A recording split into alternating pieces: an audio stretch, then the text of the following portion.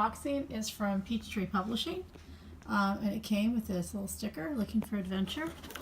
So let's open it up and take a look. Oh, wow, moon pie.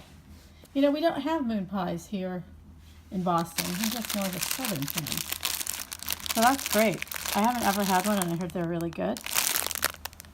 Looks like a cookie, and inside is Lana Lynn Howls at the Moon, and that is the cover, and it's a picture book, and out September 19, written by Rebecca Van Slyke, illustrated by Anca Sandu, and so that is the same as the sticker.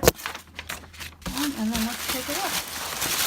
So they sent me what is called an F&G, a folded and gathered. So that is like the book, printed but not bound. Now let's take a quick look. It's a very pretty cover, and I like the color. And I feel like an all-white cover can get lost, like especially when it's like a photo on Amazon. And papers look like sheep.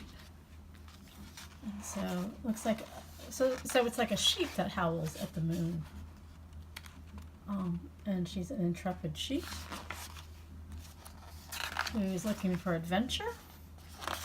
Looks like a sheep with a lot of personality, and a really pretty, almost like wrapping paper kind of, you know, illustrations. The kind of the background.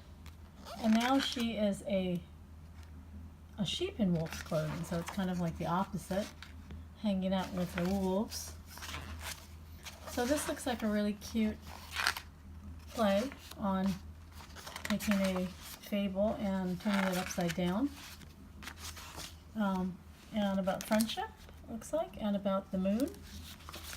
And this is a nice tie-in, a moon pie. So thank you so much, Peachtree Publishing. It looks really fantastic.